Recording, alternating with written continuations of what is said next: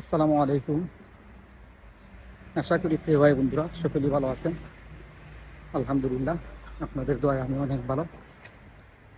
তো আজকের ভিডিওটি হচ্ছে খুব গুরুত্বপূর্ণ একটি ভিডিও। আজকের এই ভিডিওটির মাধ্যমে আমি কিছু ইনফরমেশন দিব, তো যেগুলা হয়তোবা কোনো না কোনো সময় আপনাদের কাজে আসতে পারে, যারা ইতালিতে আছেন কিংবা যারা নতুন আসবেন তাদের। তো আমরা যখন আসি, তো প্রথম অবস্থায় আসার পরেই কিন্তু আমাদের নাম, তারপর আমাদের ঠিকানা, এসব কিছু কিন্তু এখানে ডিটেলস দিতে হয়।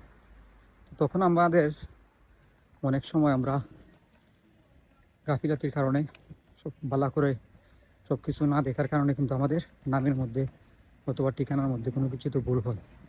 তো এই ভুলটা হওয়ার পরে কিন্তু তখন অনেক ভোগান্তিতে পড়তে হয়, অনেক জায়গায় দৌড়াদৌড়ি করতে হয়।